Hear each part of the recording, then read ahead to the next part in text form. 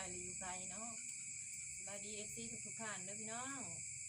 มื้อนี้สาวลาวกับข้าวคั่วเฮ็ดกินพี่น้องมื้อนี้มีเมนูสิแกงปลากดพี่น้องเอ้ยนี่เอามาถ่ายกันได้นี่สาวลาวไปใส่บิดมามื้อนี้พี่น้องก็ได้หลายโตเติบสาวลาวสิเฮ็ดแกงใส่ยอดผักสไลด์กินมื้อแลงพี่น้อง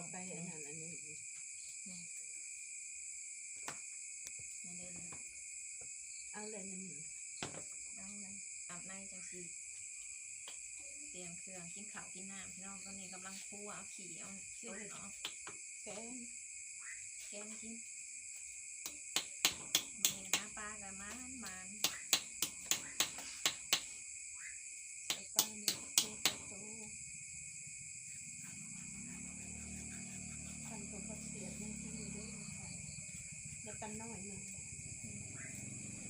เป็นแล้วทำน้ำแข็งทำร้านเป็น มันมีเมนูแกงปลากดพี่น้องจะ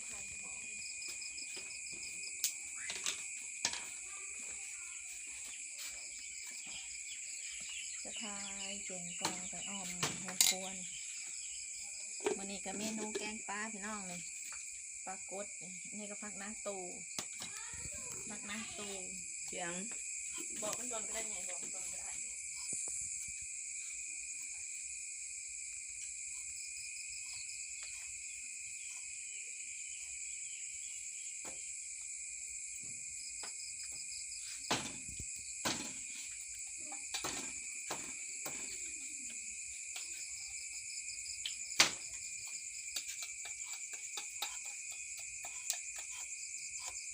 บ่มีอันตองกระเดกลืมเอามาจากนั้น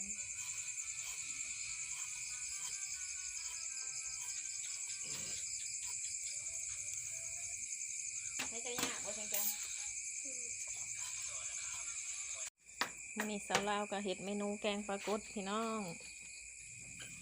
ผักอีตูงามๆปลากดก็งามๆใหม่ๆสดๆขึ้นมาจากน้ำเซพี่น้องปลาน้ำจืดเด้อเซจำพรนี่เซจำพรปลาน้ำจืดพี่น้อง สาวลาวเด้อนี่สาวลาวเป็นผู้ลงไปยามเมิดมือพี่น้องแส่น้ำเปียกกระโตเปียกอยู่เมิดมือเมิดเว้นนี่ผักสไลด์งามๆพี่น้อง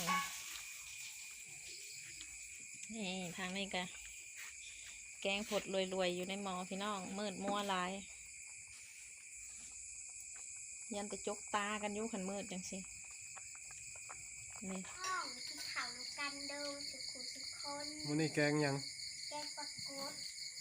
ใกล้อยู่ใกล้ พ่อใหญ่ ใหญ่ก็ไม่ไกลไปหา เอาไป ไปหา ตาต้องขอเสียหน้ามือเวียนนี่เลยว่าคุณไปหามาเด้อพี่น้องเด้อ เอามาพี่น้องกินข้าวด้วยนี่แกงปลากดนี่โอ้โห ปรากฏที่ต้นตัว ปลากดชิดีนเนี่ยถวายมาเด้อพี่น้องเด้อกินข้าวกันเด้อแกงปลากดแซ่บๆมันยั่วๆใหม่ๆสดๆขึ้นไปน้ำเซพี่น้องเห็นบ่กินบ่ติดคอเขาอ่ะ เอิ้นน่ะเด้มันก็ครัว เอาปลากุ้งไปสอนในกุ้งในปลาน้ำสอนปลาอีดมาใส่เบ็ดได้ปลาได้กุ้ง ที่ทางเขาเห็น ในปลาคิว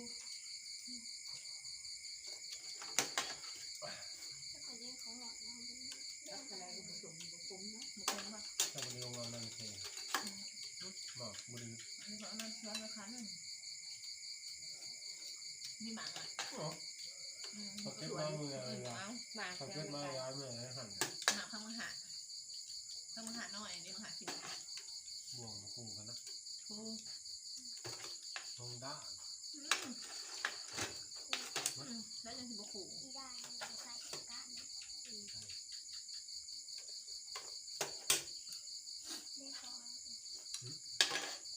พอ มันจะสวยแล้ว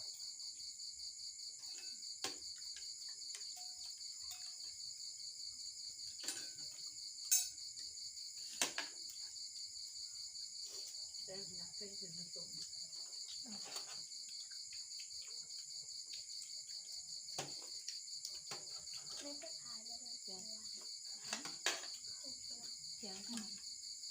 แซ่บบ่นะ แกงปลากดสะทักสไลด์พี่น้องแซ่บแซ่บ เรากินไปกินมาแซ่บน้ำก่อน ก็ไปตัดออก จะมีของ ประกาศแล้วมันจะแอปเปิลต่อในทำอะไร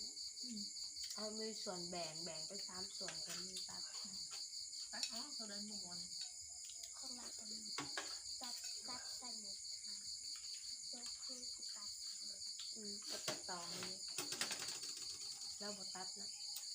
เรียบร้อยเป็ดนะ แล้วมีแอปหนึ่ง เป็นน้ำยังไง บุจัก แอปตัวมีเสียง จะบอกเป็นหนูตัวเองเขาเป็นพ่อเป็นยังไง โอเคก็ได้8นะ จำได้ไหมทำยังไง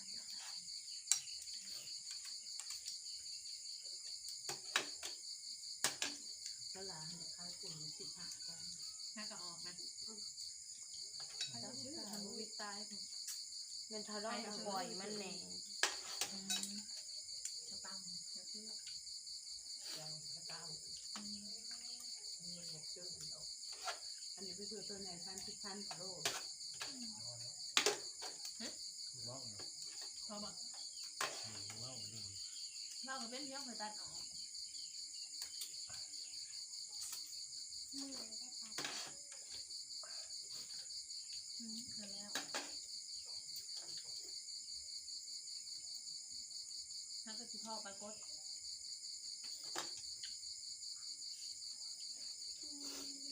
บริพ่อจะโดนอะไร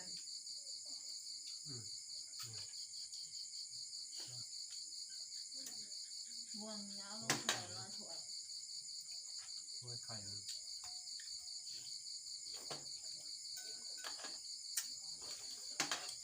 เราไปปล่อยจากโซ่ ชิบเลย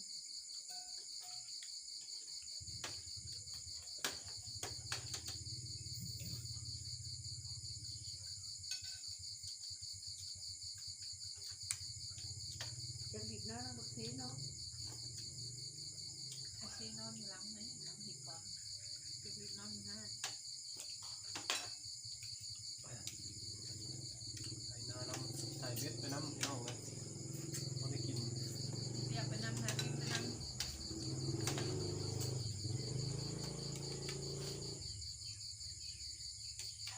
ใช้กับบุกเย็นนอนเป็นไรนะ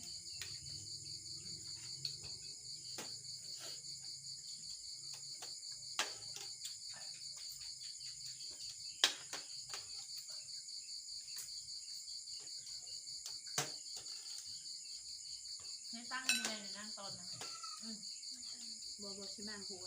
หัวเลยนะเดี๋ยวน้ำออกมันสีหุยอ่ะเสร็จก็มันสีชอดลงพื้นนะ เปิดดอกมันก็มัน สลาย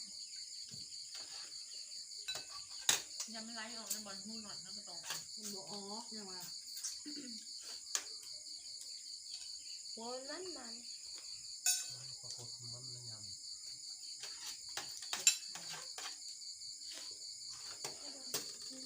ก็หนังที่จะหัวนึง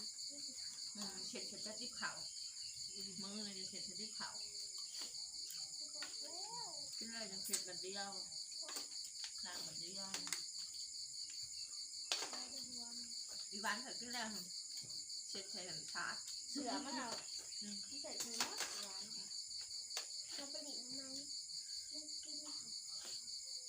ก็หมดมันงง ยักษ์เอาโรด มันงง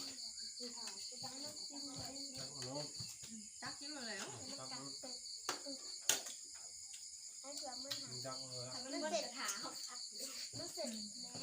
วันมันเสร็จใส่ถาดแล้วมันยังไม่เสร็จใส่เสือมันต่อ มันลงมันบกพาว มีดูขนาดเล่น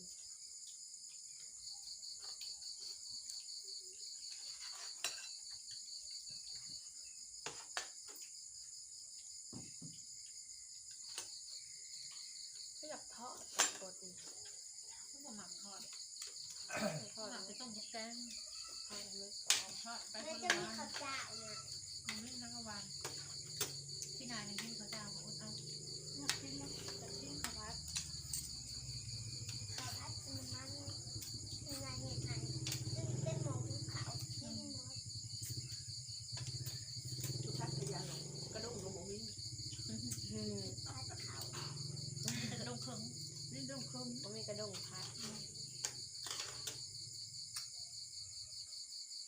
ไปเล่นก็มายืมกระดูกผัดหวานนี่